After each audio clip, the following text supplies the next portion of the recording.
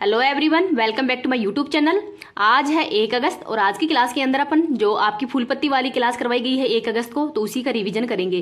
तो इस क्लास के अंदर आपका टाइम भी बच जाएगा और जो सर के द्वारा कंटेंट करवाया है उस पूरे कंटेंट का रिवीजन भी हो जाएगा। साथ में इस क्लास की पीडीएफ है वो मैं टेलीग्राम पे डालती हूँ। टेलीग्राम का लिंक इस वीडियो के ही कमेंट सेक्शन के अंदर आपको मिल जाएगा, तो वहां से आप इसकी पीडीएफ प्राप्त कर सकते हैं।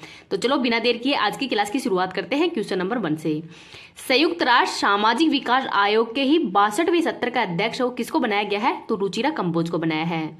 तो जो यूं है संयुक्त राष्ट्र की सामाजिक विकास आयोग है, इसकी स्थापना कब की गई है? तो 1946 में इसकी स्थापना की गई है। टोटल सदस्य देश 46 है। कार्यकाल 4 साल का होता है और इसके 62वां सत्र है। इसका अध्यक्ष है वो रुचिरा कंबोज को बनाया गया है। तो जो रुचिरा कंबोज है ये संयुक्त राष्ट्र के अंदर ही भारत की स्थायी प्रतिनिधि भी है, तो इसको भी याद रख लीजिएगा, वेरी इंपॉर्टेंट है। आगे देखते हैं, ऑस्ट्रेलिया के सेंट्रल बैंक की पहली महिला गवर्नर कौन है? तो मिशेल बुलाक है। यूएन के महासचिव कौन है वर्तमान में? तो एंटोनियो गुटारेस है, जो कि पुर्तगाल के रहने वाले हैं, तो इसको भी याद रख लीजिएगा। आगे देखते हैं ललन टॉप क्वेश्चन। यूएनओ की स्थापना कब की गई थी? तो 24 अक्टूबर 1945 को की गई है। हेडक्वार्टर कहाँ पे है? तो न्यूयॉर्क यूएसए के अंदर ही है। और इसके अंक कितने हैं? तो 6 अंक हैं और टोटल सदस्य देश 193 हैं। विश्व बैंक का अध्यक्ष कौन है? तो अजय भंगा है। संयुक्त राष्ट्र महासभा के ही 78वें सत्र के अध्यक्ष कौन है? तो डेनिस फ्रांसिस हैं, तो इसको भी याद रख लीजिएगा, वेरी इंपॉर्टेंट है ये भी। नेक्स्ट देखते हैं, संयुक्त राष्ट्र सुरक्षा परिषद के अंदर ही कुल अस्थायी सदस्य कितने हैं? तो 10 अस्थायी सदस्य होते हैं जिनका कार्यकाल 2 वर्ष का होता है और 5 स्थायी सदस्य हैं जिनको की वीटो पावर भी मिला हुआ है। इनमें 5 कौन कौन से हैं? तो यूएसए है, चीन, रूस, ब्रिटेन और फ्रांस है, तो इसको भी याद रख लीजिएगा। अगर आपको ये वीडियो पसंद आ रहा है तो प्लीज आप इसको ज्यादा ज्यादा लाइक एंड शेयर कर देना। अभी तक चैनल को सब्सक्राइब नहीं किया तो चैनल को सब्सक्राइब भी कर लेना। आगे देखते हैं क्वेश्चन नंबर 2। यूरिया गोल्ड है, ये कहाँ पे लॉन्च किया गया है? तो राजस्थान के अंदर ही। हाल ही में प्रधानमंत्री नरेंद्र मोदी जी की यात्रा थी राजस्थान के अंदर, तो वहां पर यूरिया गोल्ड है वो लॉन्च किया गया है। तो ये यूरिया गोल्ड क्या है? तो इसमें सल्फर कोटेड यूरिया है, सल्फर लेपित यूरिया भी है। अगर मिट्टी के अंदर सल्फर की कमी है तो उसको दूर करने के लिए ही यूरिया गोल्ड हो लॉन्च किया गया है। अब इसका निर्माण किसने किया है? तो आरसीएफ, राष्ट्रीय केमिकल्स एंड फर्टिलाइजर लिमिटेड है, उसके द्वारा इसका निर्माण किया गया है। और इससे क्या क्या फायदे होंगे? तो यूरिया या खाद की जो कमी है मिट्टी के अंदर, तो उसकी मिट्टी की पूर्ति हो सकेगी सल्फर की, और जो किसान है उसकी लागत कम होगी और फसल की गुणवत्ता है वो अधिक होगी। तो ये इसके फायदे हैं। अब देखते हैं कि रबड़ के वल्कीकरण में सल्फर का उपयोग किया जाता है और सल्फर का अन्य नाम क्या है? तो गंधक है। तो गंधक है ये भी सल्फर का नाम ही है, तो इसको भी याद रख लीजिएगा। देखते हैं ललन टॉप क्वेश्चन। यूरिया का रासायनिक सूत्र क्या है? तो NH2CONH2। तो इसमें कार्बन, ऑक्सीजन, हाइड्रोजन और नाइट्रोजन है वो यूज किया जाता है। ये यूरिया का रासायनिक सूत्र है, ये लैब के अंदर तैयार पहला कार्बनिक यौगिक है और इसका निर्माण है वह वोहलर के द्वारा ही किया गया था। मूत्र का पीला रंग किसके कारण होता है? तो यूरोक्रोम रंजक के कारण ही होता है। किसान मित्र, तो केचुआ है, इसको किसान का मित्र कहा जाता है और केचुआ की खेती है ये वर्मी कल्चर कहलाती है।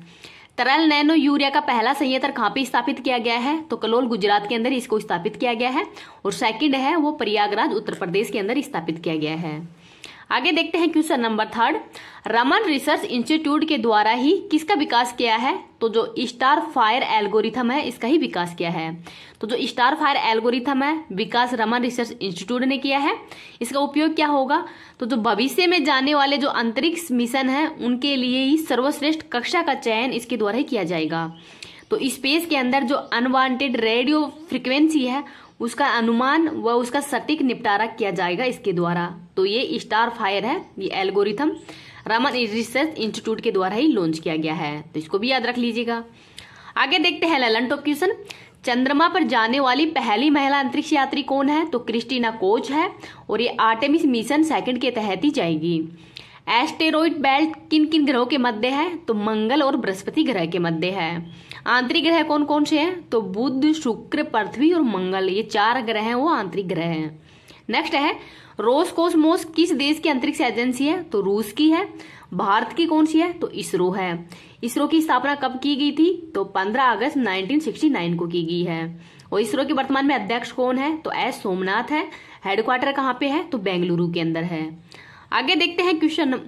नेक्स्ट है हर्ट्ज किसका मात्रक है? तो ये आवर्ती का मात्रक है। नेक्स्ट है क्वेश्चन नंबर 4। विश्व कॉफी सम्मेलन है, इसका आयोजन कहाँ पे किया गया है? तो भारत के बेंगलुरु में ही इसका आयोजन किया जा रहा है।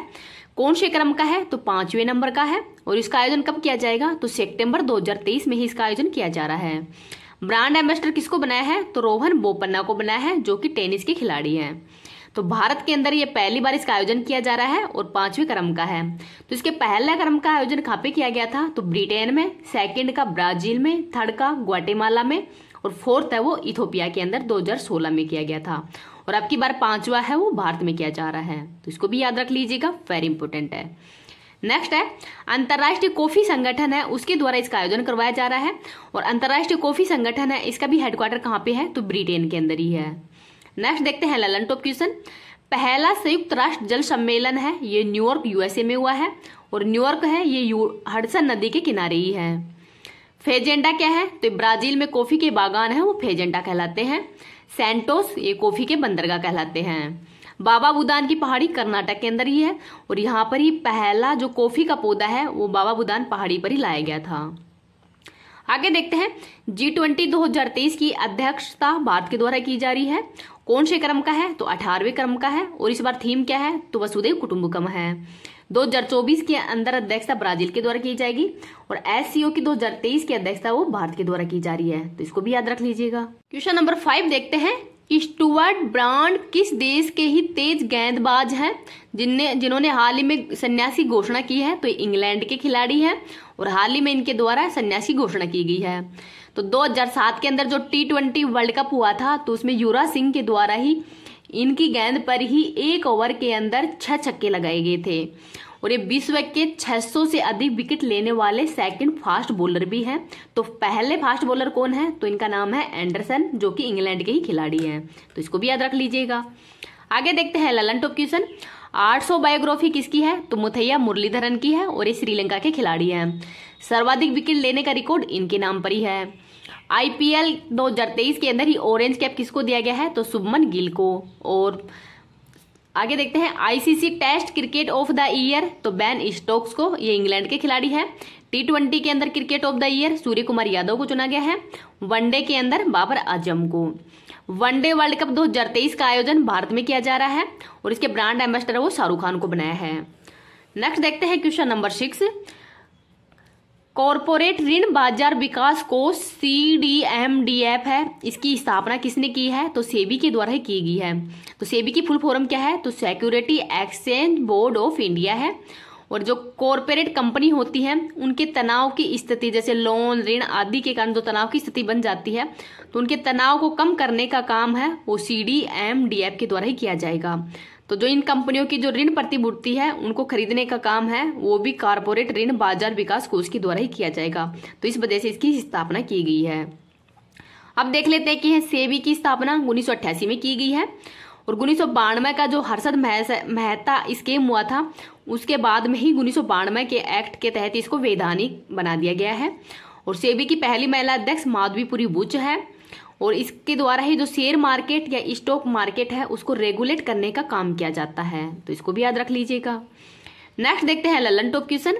एशिया का सबसे पुराना स्टॉक एक्सचेंज कौन सा है? तो बॉम्बे स्टॉक एक्सचेंज है, जिसकी स्थापना 1875 में की गई है और इसका सूचकांक है सेंसेक्स। NSS तो नेशनल स्टॉक एक्सचेंज है, इसका सूचकांक निफ्टी है। वन्य जीव संरक्षण बॉन्ड है वो विश्व बैंक के द्वारा ही जारी किया गया है, काले गैंडों के संरक्षण के लिए ही। सारथी ऐप किसने लॉन्च किया है? तो सेबी के द्वारा ही इसको भी लॉन्च किया गया है। तो इसको भी याद रख लीजिएगा। अब ये क्लास है वो आपको मतलब आज से ही रोज 11 बजे से पहले मैं इस क्लास का रिवीजन करवा दिया करूंगी। तो प्लीज आप इसको ज्यादा ज्यादा लाइक एंड शेयर कर देना, जिससे कि मैं भी थोड़ा सा मोटिवेशन फील करूं और आपको ये क्लास है वो टाइम पे डेली भेज सकूं। तो आपका यही ड्यूटी है कि आप इसको ज्यादा ज्यादा लाइक एंड शेयर कर देना। और अभी तक चैनल को सब्सक्राइब नहीं किया तो चैनल को प्लीज सब्सक्राइब कर लेना। आगे देखते हैं क्वेश्चन नंबर 7। उल्लास ऐप है वो किसने लॉन्च किया है? तो धर्मेंद्र प्रधान, जो कि वर्तमान में शिक्षा मंत्री हैं, इनके द्वारा ही लॉन्च किया गया है। तो इसको लॉन्च करने का उद्देश्य क्या है? तो जो बेसिक एजुकेशन है उसको बढ़ावा देना ही इसका प्रमुख उद्देश्य है। तो उल्लास है इसकी फुल फॉर्म क्या है? तो understanding life long learning for align society. तो ये इसकी फुल फॉर्म है। तो अगर शिक्षा जरूरी है लेकिन जागरूकता है वो उससे भी जरूरी है, तो ये इसका जरूरी है, मतलब उल्लास ऐप है इसलिए ही लॉन्च किया गया है। तो कि शिक्षा एक जरूरी है लेकिन जो जागरूकता है वो अनिवार्य है। इसके अलावा जन जन साक्षरता अभियान है, वो भी धर्मेंद्र प्रधान जी के द्वारा ही लॉन्च किया गया है और इसका उद्देश्य है सीखने को बढ़ावा देना। अर्थात जो 15 वर्ष से प्लस के जो बच्चे होते हैं वो स्कूल जाने का उनको अवसर खो चुके हैं, उनको साक्षर करना ही इसका उद्देश्य है, तो इसको भी याद रख लीजिएगा। आगे देखते हैं ललन टॉप क्वेश्चन।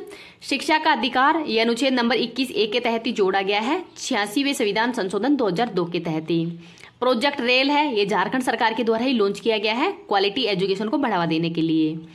नेक्स्ट देखते हैं शिक्षा को वर्तमान में किस सूची का विषय है, तो समवर्ती सूची का विषय है और मूल संविधान के अंदर शिक्षा है वो राज्य सूची का विषय था, जिसको कि 42वें संविधान संशोधन 1976 के तहत ही समवर्ती सूची में डाल दिया गया है।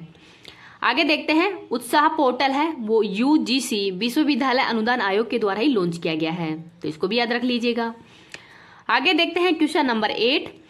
अमेजोन इंडिया ने ही देश का पहला फ्लोटिंग स्टोर है वो कहाँ पे उद्घाटित किया गया है, तो डल झील जम्मू कश्मीर के अंदर ही। तो आई हैव स्पेस प्रोग्राम है, ये अमेजोन इंडिया के द्वारा ही लॉन्च किया गया है और इसका प्रमुख उद्देश्य है कि जो दूर दराज के स्थान है वहां पर डिलीवरी सुविधा है वो पहुंचाई जा सके, अर्थात लास्ट माइल डिलीवरी, तो ये इसका उद्देश्य है। आगे देखते हैं ललन टॉप क्वेश्चन। तैरता हुआ राष्ट्रीय उद्यान काबुल लामजाओ नेशनल पार्क मणिपुर के अंदर है। फ्लोटिंग फेस्टिवल मंदसौर मध्य प्रदेश में मनाया गया है। G20 पर्यटन समूह की जो 3rd बैठक है इसका आयोजन जम्मू कश्मीर में ही किया गया है। हुल्लर झील जम्मू कश्मीर में है, जो कि भारत की मीठे पानी की सबसे बड़ी झील है। चिल्का झील उड़ीसा में है और राजसमंद झील है ये राजस्थान के अंदर है। आगे देख लेते हैं क्वेश्चन नंबर 9।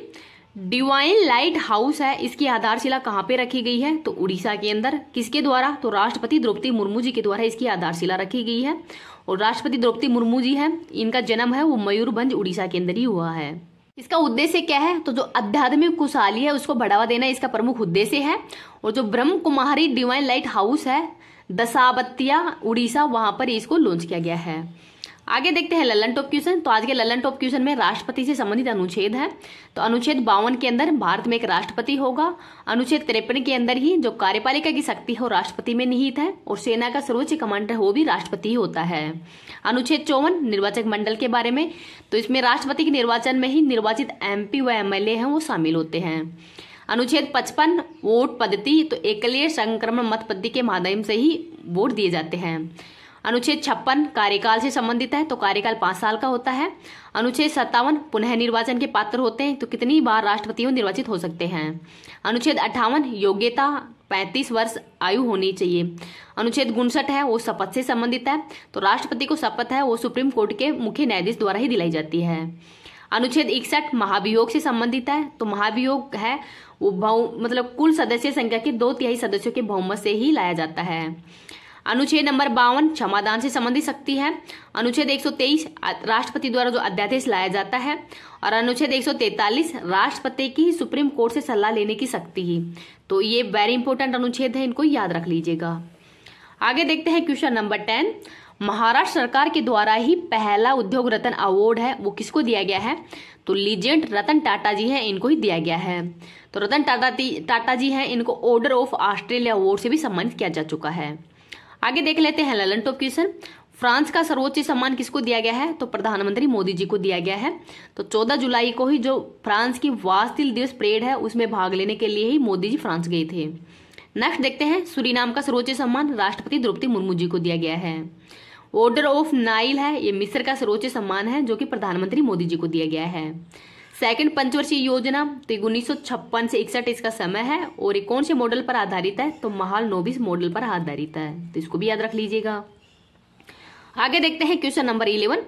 उत्तर प्रदेश सरकार के द्वारा ही लखनऊ के अंदर लॉन्च किया गया है CM कमांड सेंटर। तो जो CM कमांड सेंटर है कहाँ पे लॉन्च किया गया है, तो उत्तर प्रदेश के लखनऊ के अंदर ही लॉन्च किया गया है, तो इसको भी याद रख लीजिएगा।